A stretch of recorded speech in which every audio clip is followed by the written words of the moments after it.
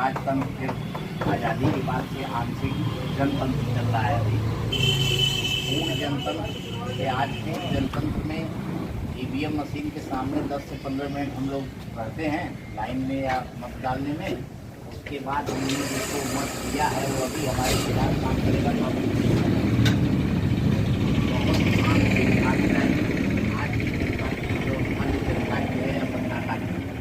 तो पूर्ण जनतंत्र की अवस्था जिसमें जनता भागीदारी नियुक्ति से लेके टर्मिनेशन तक हो, नीति और कानून बनाने तक हो, जनता में आज वो कंप्यूटर और इंटरनेट की सुविधा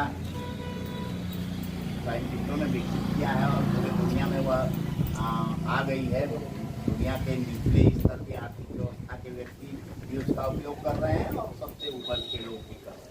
तो यह तकनीकी आज चिल्ला चिल्ला के कह रही है कि अभी नए शासन प्रणाली, एक नए व्यवस्था की जरूरत है। तो चौथा परिवर्तन माने कबीला तंत्र, राजतंत्र और आंशिक जनतंत्र के बाद पूर्ण जनतंत्र की अवस्था लाने के लिए आप पीयूष महाराज जी हैं, आपने 25 साल पहले एक सिद्धांत प्रतिपादित किया था जब कंप्यूटर शहरों में भी नहीं लोग जानते थे।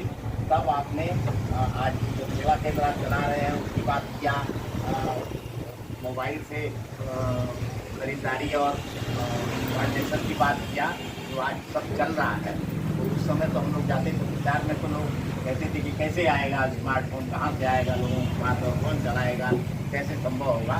तो उस व्यवस्था से हम लोग चल के एक राजनीतिक पार्टी 14 अप्रैल 2013 को हम लोगों ने इलेक्शन कमीशन दिल्ली से रजिस्टर्ड कराया और बहुत सारे कार्यकर्ता चंदौली, गाजीपुर, जौनपुर, छत्तीसगढ़ ये चल रहे हैं। मैं छत्तीसगढ़ का प्रांत का अध्यक्ष और राज्य का अध्यक्ष राज पार्टी का। यहाँ चुनाव भी लड़ा है हमारे कार्यकर्ताओं ने विधानसभा लोकसभा क्षेत्र में। तो अभी इस सिद्धांत को, इस आंदोलन को लोगों तक जानकारी पहुँचाना और अधिकतम लोग जान करके, समझ करके इससे आंदोलित होकर इसके सहयोग में आए और एक आंदोलन खड़ा हो, माने पूर्ण जनतंत्र का आंदोलन जिसमें सीधे मतदाता की भूमिका, चुने हुए जनप्रतिनिधि जो कार्य करते हैं, प्रधान से लेके लोकसभा के सदस्य तक, वो क्या करते हैं, एक बैठक बुलाते हैं और एक बिल रखते हैं, फिर बिल पे मत आता है और जो बिल पास होता है उस पर कार्य होता है। लोकसभा में तो ये होता है कि बिल भी लोकसभा के सदस्य नहीं लाते, सेक्रेटरीट से बिल आता है और बिल पर ही लोग बहस करके पास करते हैं। तो एक ऐसी व्यवस्था हर ग्राम पंचायत में एक कंप्यूटर सेंटर आज शायद अभी बन रहा है, सरकार भी बना रही है और एक कर्मचारी भी रख रही है। इसकी कल्पना हम लोगों ने 25 साल पहले किया था और इसको लोग होते आए हैं। तो वह कर्मचारी होगा, वहाँ पावर की व्यवस्था होगी और आज तो फोन भी आ गया है जिसमें नेट है और सारी व्यवस्था हम देख पा रहे हैं, हम मत भी उससे डाल पाएंगे। तो जितने दिन तक कि हम मत की व्यवस्था और चुनाव की व्यवस्था चलती रहेगी तब तक मत देंगे। अगर जनता आंदोलित हुई और ऐसी ताकत बनी जनता राज पार्टी की कि वह सत्ता में आई, तो इसको रिजॉल्व करके ऐसी एक व्यवस्था बना के जिसमें मतदाता ही अपना बिल लाए, आए हुए बिल पे मत डाले। जैसे प्रधानी स्तर का गांव पंचायत के जनता डालेगी, विधानसभा स्तर का पूरे विधानसभा की जनता डालेगी और लोकसभा में पूरे लोकसभा की जनता डालेगी। ऐसे ही कोई निर्णय लेना है अधिकारी के प्रति, या तो जिले स्तर का अधिकारी है तो पूरे जिले की जनता उसके पक्ष विपक्ष में मत डालेगी। तो इस तरह की एक व्यवस्था बना करके उस व्यवस्था को छोड़ के पूर्ण जनतंत्र की अवस्था ले आकर के कंपू तंत्र और आनुपातिक समाजवाद के सिद्धांत पर, आर्थिक सिद्धांत है आनुपातिक समाजवाद और कंपू तंत्र है राजनीतिक सिद्धांत, जिसके बारे में हमारे राष्ट्रीय अध्यक्ष माननीय चंचल खरवार जी, जो आपके क्षेत्र के ही हैं, क्षेत्र के नए हुए हैं राष्ट्रीय अध्यक्ष, तो आप कंपू तंत्र और आनुपातिक समाजवाद के बारे में आप लोगों को थोड़ा इन्फॉर्मेशन बताएंगे।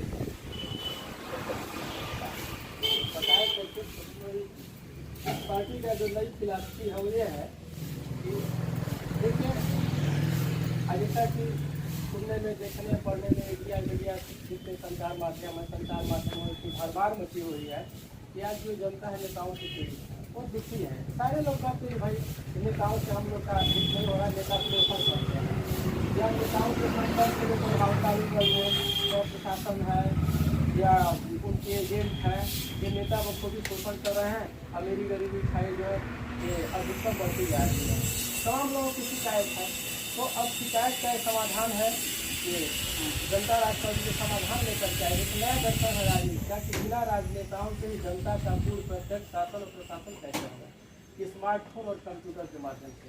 यानी कि जनता ही कैसे कानून और बजट का प्रस्ताव लाएगी। तो बता दिया और वो तंत्र और बाकी ठीक है, तो आप बता दिए। यानी कि इसका आर्थिक दर्शन यह है कि जो प्रतिभा का अनुपात होता है, चाहे किसी भी क्षेत्र का हो, चाहे शिक्षा के क्षेत्र में हो, संगीत के क्षेत्र में हो, तकनीक के क्षेत्र में हो, व्यवसाय के क्षेत्र में हो, या किसी भी क्षेत्र में प्रतिभा का अनुपात जो होता है 1 और 20 के रेशियो में होता है। यदि प्रतिभा का अनुपात 1 और 20 के रेशियो में होता है तो आय और संपत्ति भी 1 और 20 के रेशियो में होनी चाहिए। आय और संपत्ति 1 और 20 के रेशियो में होनी चाहिए। और कैसी होगी, इसलिए व्यवस्था है भौतिक मुद्रा को कलम से समाप्त करके ऐसा हो नहीं रहा, हो भी रहा है। ट्रांजेक्शन को मोबाइल वाले लेकिन इसमें बहुत सारे अभी आपको बीच में डालने हैं, मतलब कई आपको निकलते हैं, जैसे ट्रांजेक्शन हो तो जाता जरूर है, लेकिन ये ट्रांजेक्शन क्यों हो रहा है ये नहीं पता चलता है। लेकिन इस व्यवस्था में ऐसी व्यवस्था है जैसे ट्रांजेक्शन अगर हुआ एक दूसरे के खाते से दूसरे खाते में गया तो क्यों गया और किसके खाते से किसके खाते में गया, ये दोनों जगह दर्ज होगा। आज भी दर्ज हो ही जाता है, वित्त विभाग में दर्ज होना चाहिए। मतलब और अगर उसमें कोई देखना अन्य व्यक्ति को देखना चाहे, झाँकना चाहे, जानकारी लेना चाहे, कोई अन्य व्यक्ति भी उसकी जानकारी ले सकता है। इस तरह की पारदर्शिता होनी चाहिए। आय और संपत्ति है और 1 और 20 के हिसाब से होनी चाहिए। यानी सबसे अमीर क्या सबसे प्रतिभावान व्यक्ति के पास, यानी किसी क्षेत्र में सबसे प्रतिभावान व्यक्ति होगा वही को पैदा मिलेगा।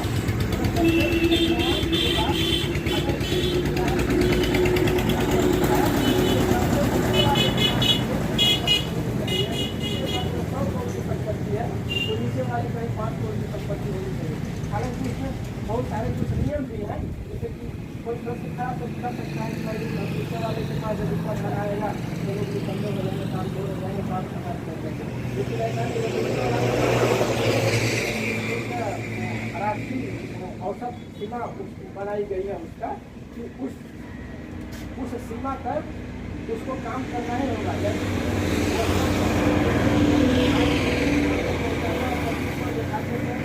जो अधिक आय करने वाले विभाग होंगे या लोग होंगे जो अधिकतम कमाई कर लेंगे तो उनकी संपत्ति की पैसे खर्च करके नीचे वाले खाते में जोड़ेगी, तो जिसको भी सीमा का कार्य करना होगा। ये निर्धारित इसमें है, ये संविधानिक व्यवस्था है।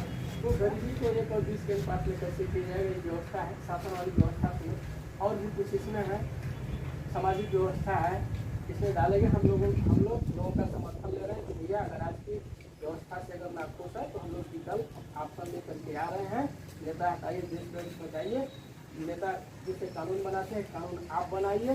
राजा वो हटाए गए, अंग्रेज हटाए गए, तो ये भी जो नवोदित राजा जिसकी राजा वहाँ राजा ही है, इनको भी कैसे हटाएंगे। शोषण कैसे खत्म होगा, आंदोलन है। और आंदोलन में हम लोग अधिकतम सहयोग चाहते हैं कि आप भी हमारी आवाज़ सुनिए, इस आवाज़ को उठाइए और इस पार्टी का समर्थन करिए। अगर आपको कुछ कहना है तो करिए।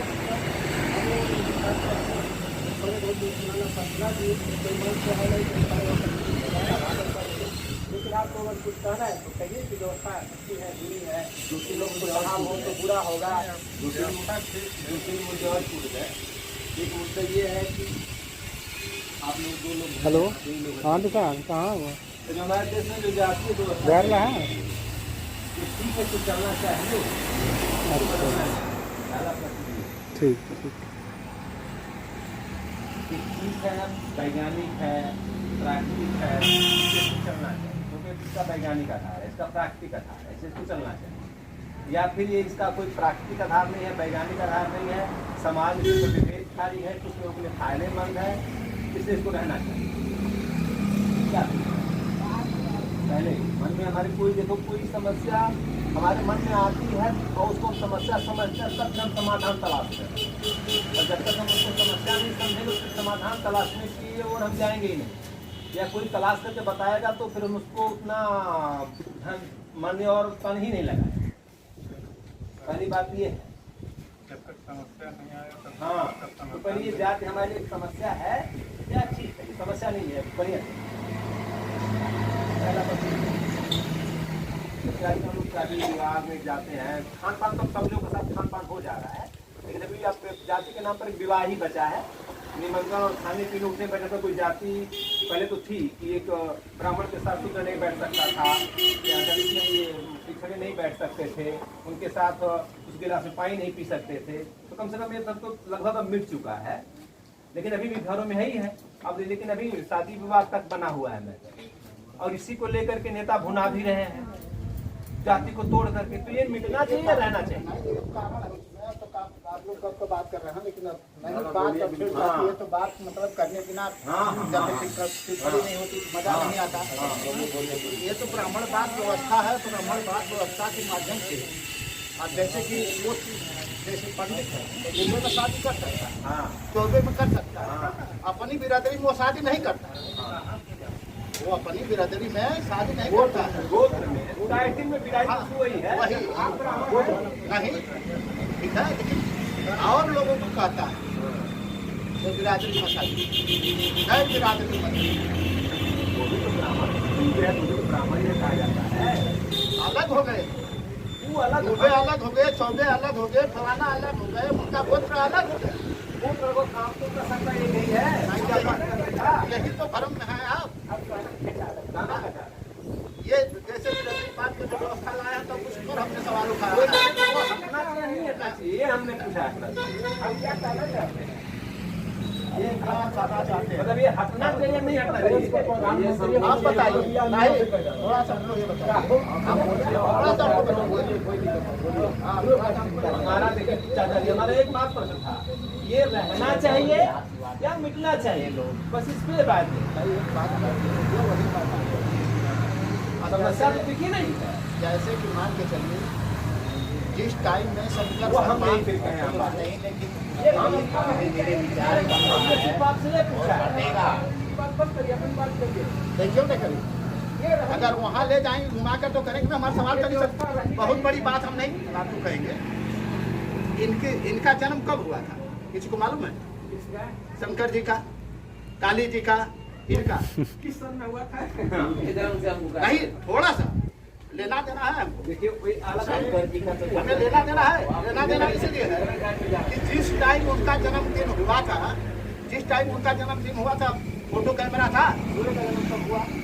नहीं, फोटो कैमरा था, हम पूछ रहे हैं, वही बात पूछ रहे हैं। नहीं था तो फोटो कहाँ से आ गया उनका? फोटो हाथ से बनाया जा सकता है, तो काल्पनिक है ना, है ये काल्पनिक कहिए ना, तो उसको हम कैसे मान लें शंकर जी का फोटो है? तो अपने आप को ऊपर निर्भर है, माने ना मानिए। आप उधर देखिए, हर मध्याह्न की बात महाराज जी से करिए। उनके प्रश्न से आप हट गए। अपना प्रश्न है अपनी जगह पर सही, लेकिन उनके प्रश्न का पहला मतलब जो कि वह जातिगत व्यवस्था या उसकी विरोधी है। देखिए हम तो विरोधी हैं। उसका समाधान आपके पास कुछ है, कैसे हटेगा? नहीं है, नहीं तो हम समाधान उनसे ले लीजिए, उसके बाद आपके संदर्भ पर फिर मैं बात करूँगा। आज भी देखें, खुद उदाहरण देते हैं, हॉस्पिटल में कोई जाता है तो 4 ही ग्रुप होते हैं रक्त के, वहाँ कोई नहीं कहता कि शूद्र का ग्रुप रक्त हमको नहीं चढ़ना चाहिए। शूद्र का पानी पीने में परहेज है, लेकिन शूद्र का रक्त लेने में परहेज, इसका मतलब ये प्राकृतिक तो नहीं है। अगर प्राकृतिक होता तो शूद्र के पास तो रक्त होता ही नहीं, अलग कर दिया तो भगवान पहले ही चढ़ता ही नहीं। इसका मतलब प्राकृतिक तो है नहीं, ये हमने बनाया। जो हमने बनाया तो हम इसको मिटा भी सकते हैं। कैसे मिटा सकते हैं? ये जाति व्यवस्था समाज के बड़े लोगों ने, जो कभी शासन में रहे, चाहे ब्राह्मण रहे, चाहे क्षत्रिय कोई भी रहा, वो बना दिया। अब इसमें शासन के लोग ही इसको मिटा भी सकते हैं। उस शासन के लोग, अगर ये जो लोग शासन में अगर यही मिटा दें तो भी बहुत बढ़िया, ये नहीं मिटाते तो उस मिटाने का संकल्प हमने लिया है। इस राजनीतिक पार्टी के साथ क्या लिया है कि अगर हम सत्ता में जाते हैं तो हम एक ऐसा कानून बनाएंगे कि जो अपनी जाति में विवाह करेगा उसको भारत सरकार की मिलने वाली कोई सुविधा नहीं दी जाएगी, न मताधिकार, न कोई नौकरी, न शिक्षा की सुविधा, न राशन की सुविधा, न पासपोर्ट की सुविधा। जात न उसके बच्चों को कानूनी अधिकार मिल पाएगा, क्योंकि वह सरकार के लिए बनाए कानून के विरोध में कार्य किए। सरकार का कानून क्या होगा कि सबको अपने दूसरे जाति में ही विवाह करना, और जब सब दूसरे जाति में विवाह कर लेंगे तो किसी को कोई जाति नहीं रह जाएगी, किसी कोई जाति से कहेगा ही नहीं। तो ये कानून है, एक रास्ता है जाति समाप्त अपनी बिरादरी छोड़ किसी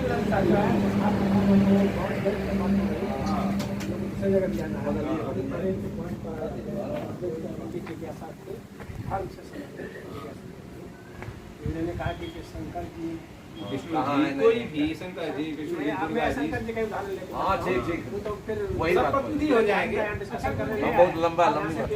इसको संतुष्ट करते रहिएगा थोड़ा भैया। आज हम लोगों का समर्थन ले रहे हैं, अगर बात अच्छी है तो आप पहले आप समर्थन करिए, हाँ, या अगर बात बुरी लग रही है तो घुसखोरी और इसको थोड़ी समाप्त करनी, सारा एक खाता हो और सारा दिन मोबाइल और चेक से सारी संपत्ति आधार से बाकी पता चल जाएगा, कोई खाते में कुछ नहीं पाएगा। जनता राज पार्टी ने सारा प्रारूप तैयार किया हुआ, वो पत्रक आपको दिया जाएगा। हाँ ठीक है, होने के बाद पैसा जाएगा।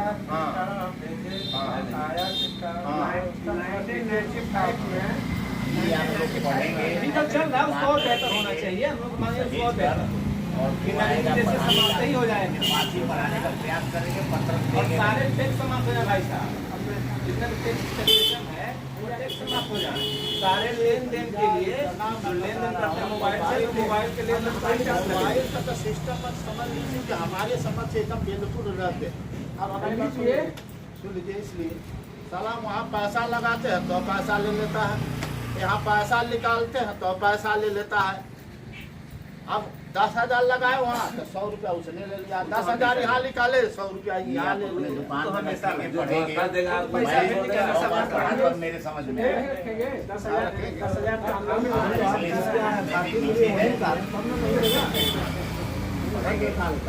अपनी बात सुन लीजिए पहले हमारे शंकर इसके बाद आप शंकर जी वाले मुद्दे को बता दें। जानना चाह रहे हैं उसको छोड़े उसको बात ना करें, पहचान तो ना हो। आप देखिए भाई वही सुना लगे बात करने से तो कोई फायदा आपको सुन लीजिए पहले। सुनना चाहेंगे तो हम लोग वही बात नहीं सुनना चाह रहे कोई बात नहीं। आपको अगर टॉपिक है चाहे इसलिए नहीं तो अगर आपका कुछ हक है तो बातें आराम से बात है। कभी आप अस्थायी रहते हैं तो कुछ बात कीजिए, आप लोग चल रहे हैं अस्थायी तो हम रहते हैं, वहाँ आश्रम पर आइए, वहाँ बात होती है। आपके गांव में कभी कोई कार्यक्रम रख दीजिए, यहाँ आते हैं गाजीपुर में है सिमरिया गाँव। चोचकपुर गाजीपुर रोड पे जाएंगे 2.5 किलोमीटर आगे तो वहीं दाहिने साइड है।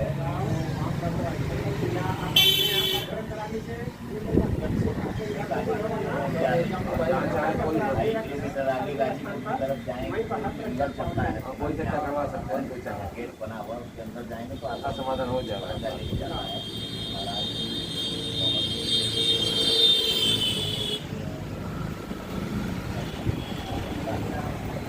सामान्यतः जो है ना, लोग ये जानते नहीं है समाज देवी देवता का नाम क्या है। सामान्यतः लोग नहीं जानते हैं कि देवी देवता किसको कहा जाता है। तो किसी से पैदा हो गई इसी फिलॉसफी को हम कैसे बदलते हैं। किसी को सरकार अगर राष्ट्रीय अवस्था प्राप्त होता है तो वो कैसे करेगा, कैसे दिखाएगा सही नहीं तो बना सकता है, कैसे करेगा।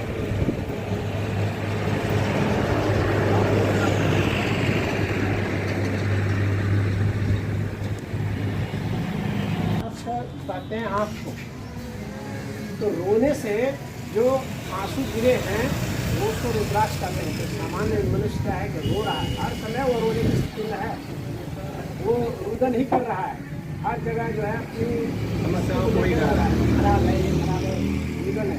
तो वह रुद्राक्ष को धारण किया हुआ है, इसलिए वो उसको याद दिलाता रहेगा कि तुम रोने वाले हो, हाँ अभी हाँ, तुम्हारे इस जीवन में समय से अभाव ही कुछ अभाव उठना है। है। तो चित्रकार ने इसलिए बनाया है, वहाँ कैमरा की बात नहीं है। कोई एक आदमी ऐसा बैठा हुआ था, एक कैमरा फोटो खींच कर कैमरा बात नहीं है। कोई भी चित्रकार, आप भी चित्रकार हो गए और आपको ये शर्त दी जाएगी कि ये शर्तें उस चित्र में होनी चाहिए, तो आप जो चित्र बनाओगे ना वैसा ही चित्र बन करके सामने आएगा जैसा चित्रकार ने हम लोग के सामने प्रस्तुत किया है। वह एक आदर्श चित्र है, किस लिए? उस अवस्था को प्राप्त होने के लिए, चाहे देवी सरस्वती का हो, चाहे इनका हो, चाहे किसका हो। तो फोटो खींचने का नहीं आता, व्यक्ति नहीं है। नहीं अलग हो जाता, वो प्रकृति की वो अवस्था कैमरे से का अलग हो चित्र जाता है। न तो गुरु मैं जी, समझता हूँ कि आपको मैं गुरु जी वो पर्याप्त प्रकृति की समझा अवस्था सकता का हूँ। चित्र है, व्यक्ति नहीं है। हाँ, प्रकृति की अवस्था का नाम है वो।